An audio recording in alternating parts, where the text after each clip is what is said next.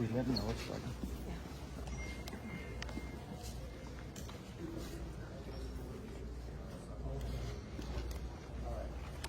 Y'all ready? Okay, this will be our July 7th, 10 a.m. Briefing. Search and rescue operations are ongoing throughout Kerr County. We're using assets from local, state, and national first responders. Hundreds of trained first responders are working every aspect of this emergency. As of 8:30 this morning, we've recovered 75 deceased bodies here in Kerr County, including 48 adults and 27 children.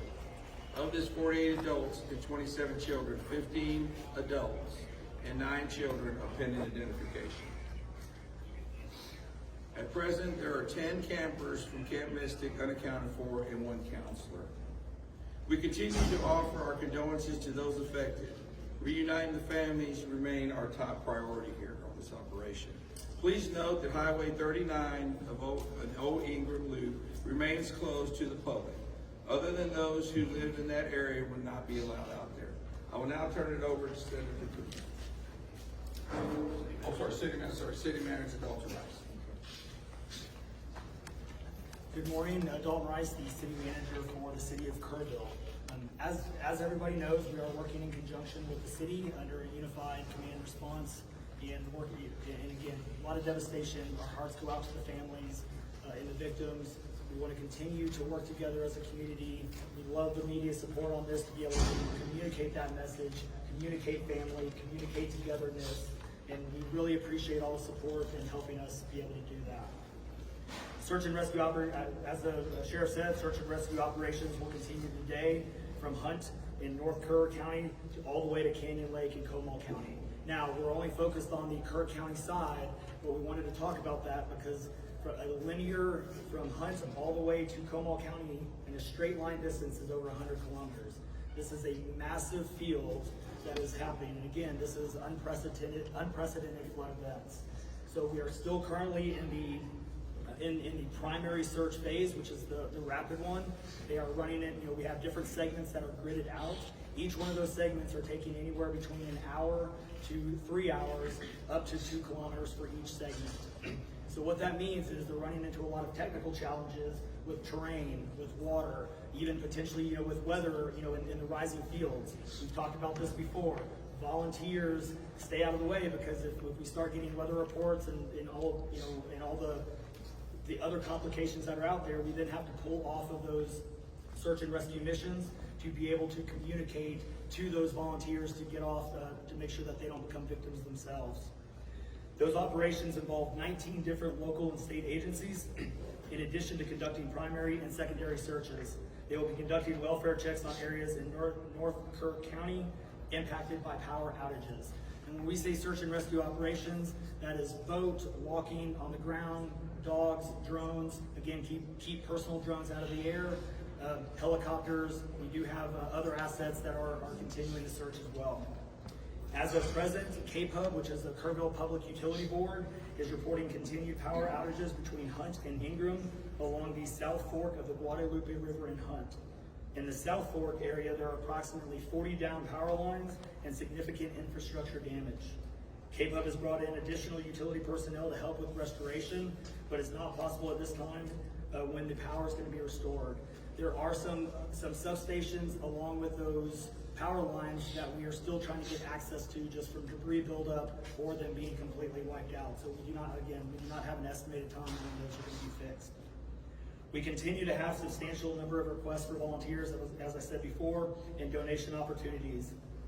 We are asking those who want to volunteer to contact the Salvation Army in Kerrville by phone at 830-465-4797 or in person at 855 Hayes Street in Kerrville. Monetary donations can be made on the Community Foundation of the Texas Hill Country's website at www.communityfoundation.net. They have a Kerr County Relief Fund set up on that site. And I will now turn it over to the Mayor, Joe Harry. Thank you for being here. I need to tell my community And those families who are waiting, this will be your right week. Primary search continues, and we remain hopeful every foot, every mile, every bend of the river. Our work continues. You need to know that we have been blessed with help from the community, from the state, and the nation. We have trained experts who are helping to this effort. If you want to volunteer, it is important that you contact Kerrville Salvation Army and register. Dalton gave that number, but I'm going to give it again. 830-465-4797. We need focused and coordinated volunteers, not random people just showing up and doing what they do. We need to work together. As Dalton said, donations have been flowing in from around the world to the Community Foundation. Again, that website is communityfoundation.net. Please follow the City of Kerrville's Facebook page for updates. They're accurate. We take a lot of time to make sure we send out information that will be helpful, not only to residents, to those who are visiting. I've said this 100 times, and I will say it again. We need your prayers. We need your prayers. Thank you. And now, Senator Ted Cruz.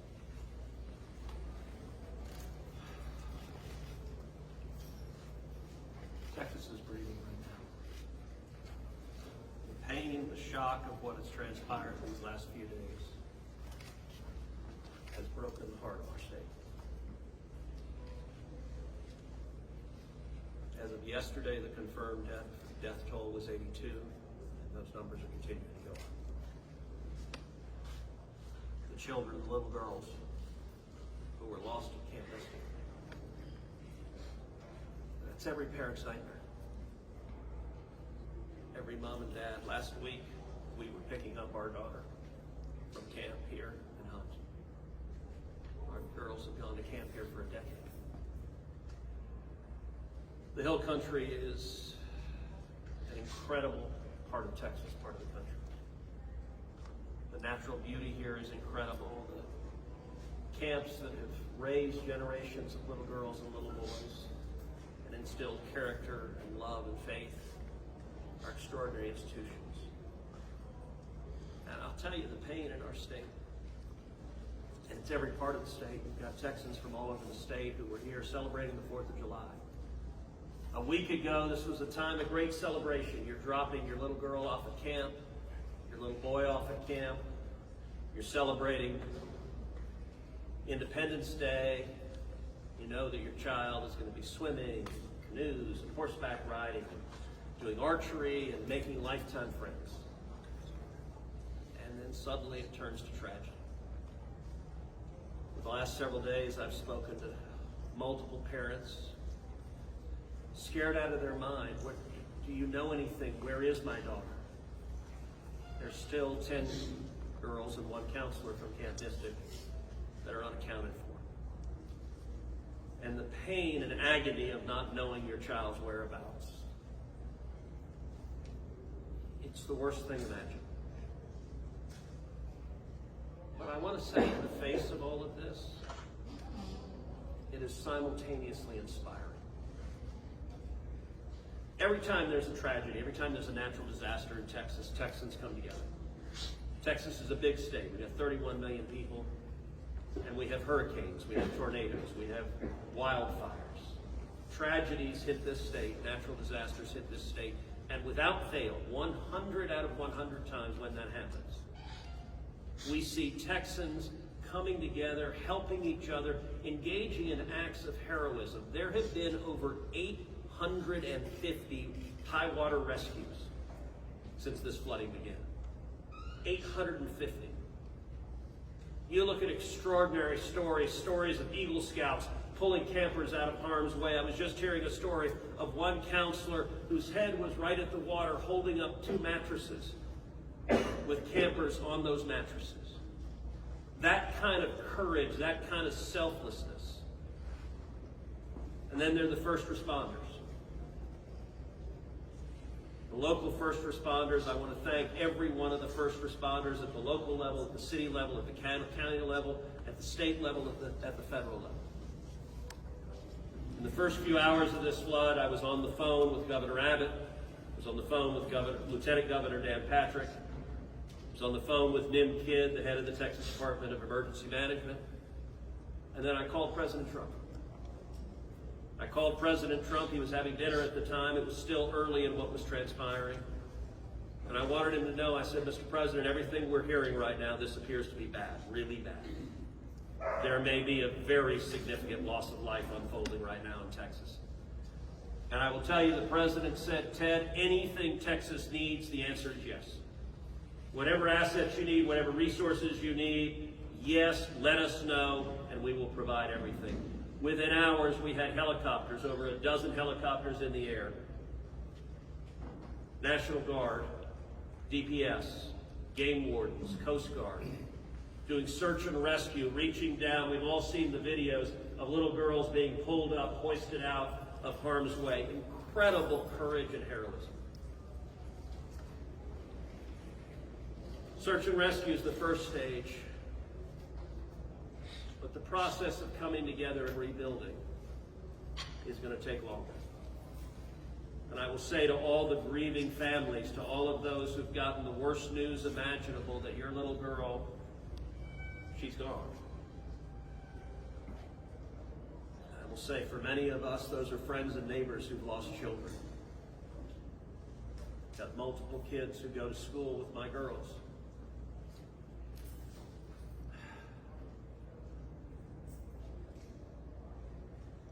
The mayor asked for prayers.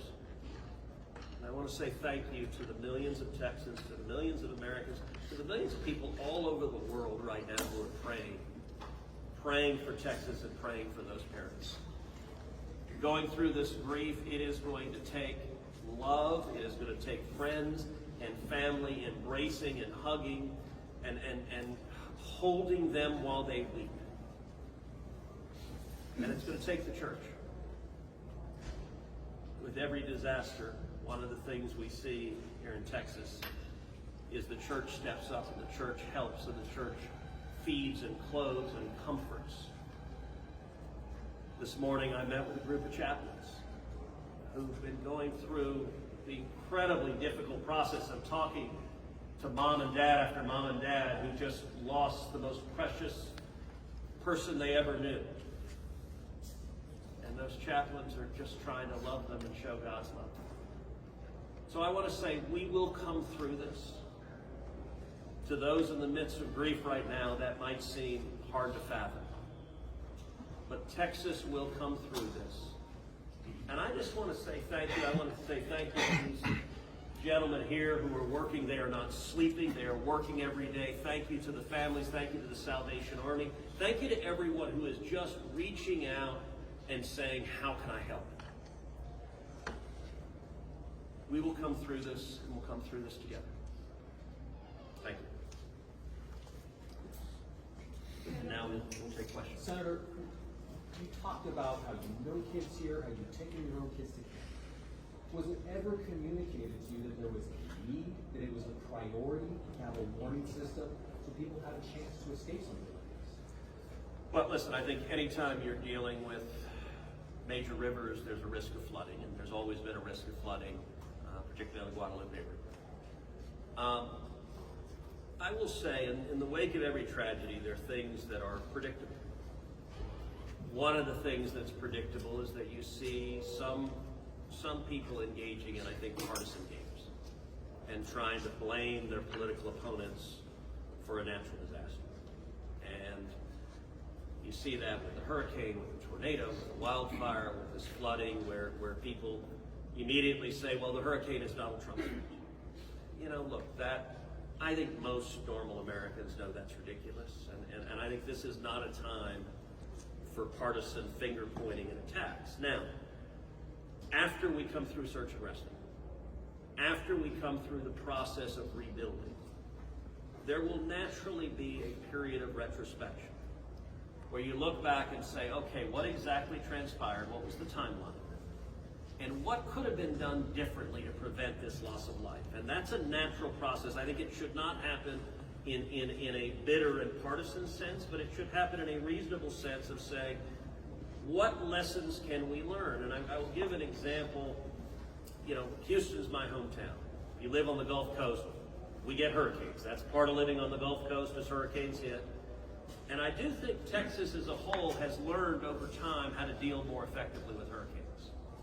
And so you look here, we know the National Weather Service put out an emergency warning just after 1 a.m. and a second emergency warning just after 4 a.m. Now, obviously, most people at 1 a.m. and 4 a.m. are asleep. And so I think we will have a reasonable conversation about, A, are there any ways to have earlier detection? And some of that, the limits of a flash flood, they're very difficult because they can arise so quickly. But everyone would agree in hindsight, if we could go back and do it again, we would evacuate particularly those in the most vulnerable areas, the young children in the cabins closest to the water.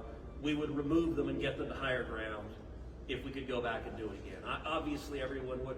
The people in RVs by the river's edge. We know in disasters like this, RVs and mobile homes are particularly susceptible, whether a flood or a hurricane or a tornado, they're particularly susceptible to that.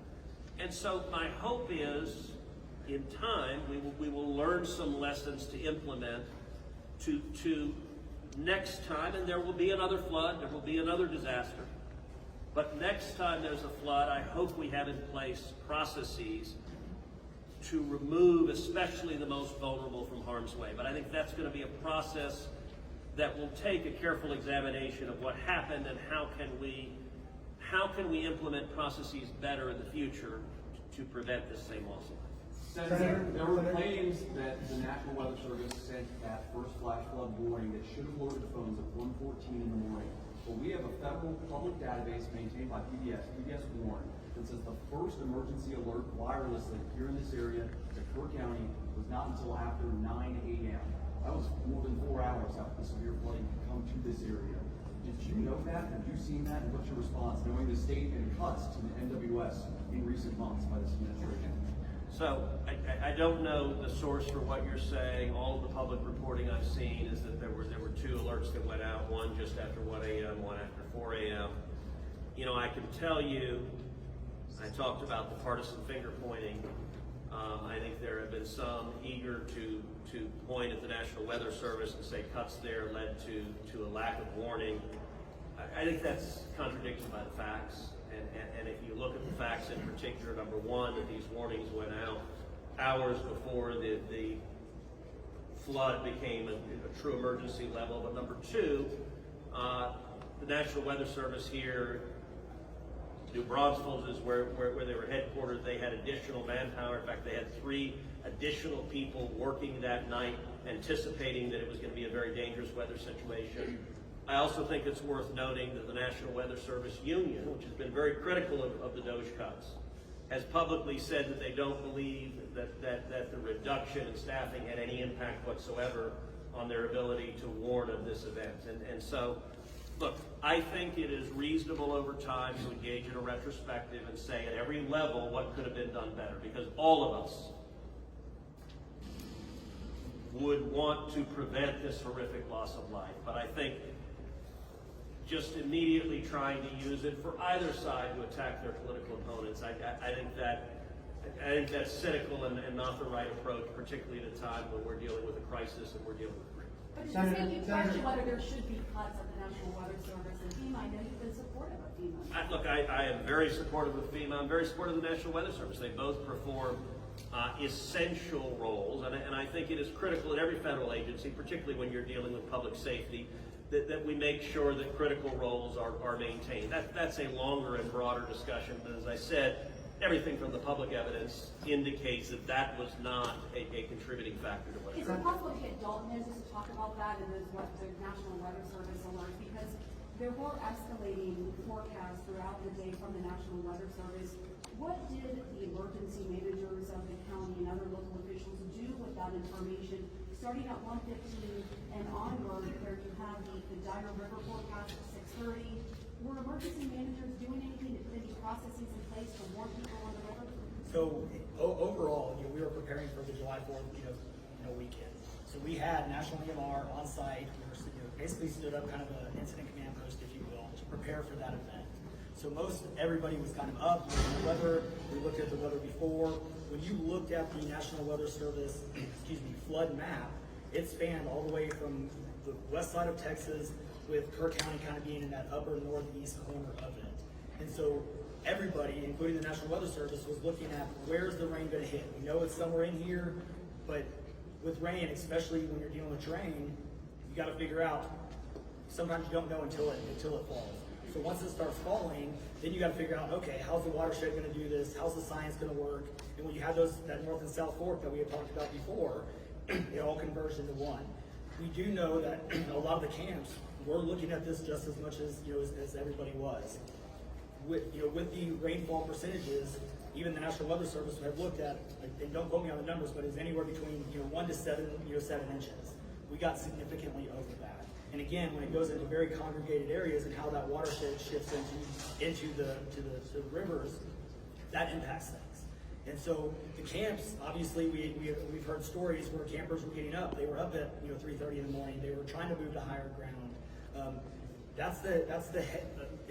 the other interesting part of the terrain is when we talk to UGRA folks as well. This is the headwaters of the Guadalupe. This is the beginning. This is where everything forms when it comes into the north and south fork. And so as those things develop, it develops very rapidly, very quickly, and this rose very quickly in a very short amount of time. And so those campers that were able to do that, it worked. There's been the other question, I'll just give this one out. Evacuation. Well, why don't we evacuate? Well, evacuation is a delicate balance, because if you evacuate too late, you then risk putting buses, or cars or vehicles or campers on roads into low water areas trying to get them out, which then can make it even more challenging, because these flash floods happen very quickly as well. And so Was there any- in 1987, but was there any discussion to evacuate earlier when it wasn't too late? Was there any discussion about that among the officials? Repeat your Sorry, question. was there any discussion to evacuate or activate any emergency plans before it was too late, where it would be very dangerous like that? Well, so again, just like disasters in Texas everywhere, it's very tough to make those calls, because what we also don't want to do is cry wolf. We don't want to make sure that we activate it at the right time. It is very difficult, very challenging, especially with this. We're looking at 100 kilometers, right? That's a big straight line distance. That's not even along the river. These areas take a lot of time to get out to. So even when first responders were on the ground at 3:30 in the morning, and we had reports, we had first responders that were getting swept away, actually responding to the first areas of rainfall. That's how quick it happened. First responders who have experience, who are Swiftwater qualified, were driving to as soon as the rain started falling, were driving to these areas, and one of them got swept off the road. Was there any communication between 1 and 4 a.m. from local law enforcement to the camp saying, I know you can't get buses in an hour, but was there anyone telling the camp between 1 and 4 a.m.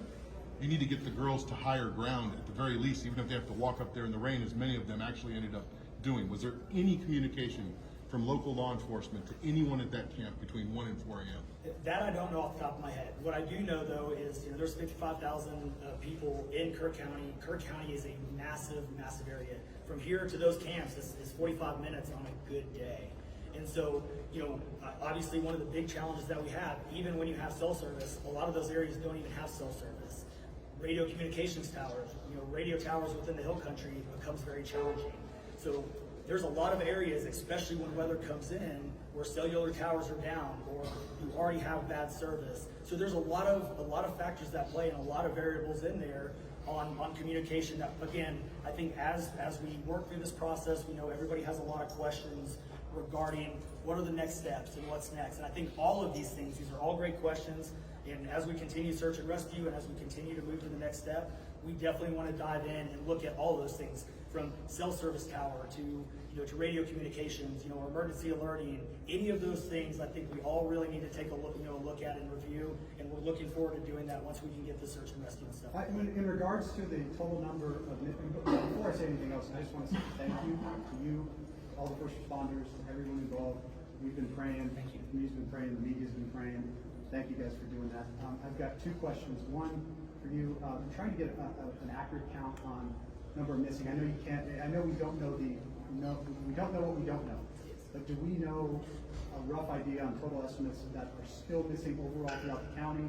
And then one other follow-up. This may be for Senator Cruz. A lot of speculations being made about this being somehow man involved with the weather modification, with some of the rain maker technology working with farmland. Do you think any of that, is there going to be any investigations into that, or can you communicate anything on that? Let me answer your first question. I'll definitely turn that second.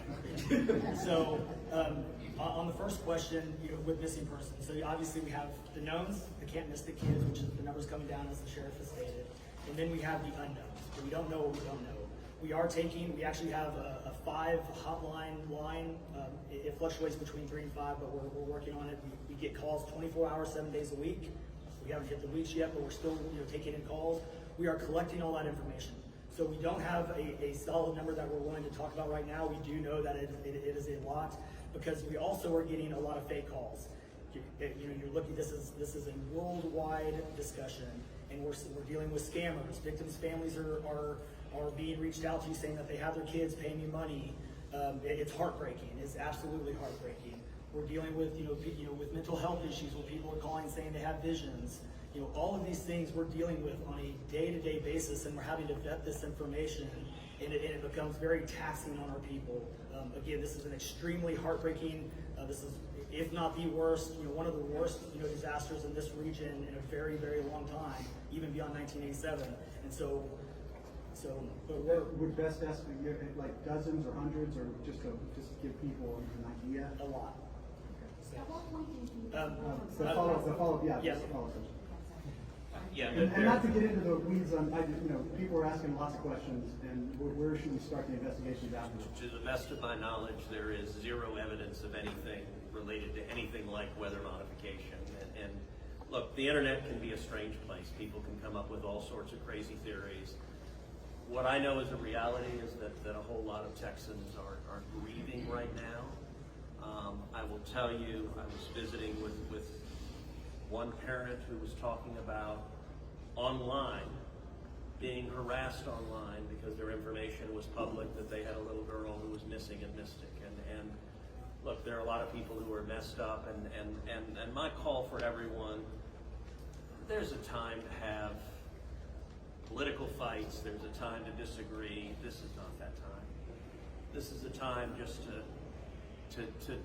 reach out, support each other, go volunteer at the Salvation Army, give them money, go volunteer at your church, go.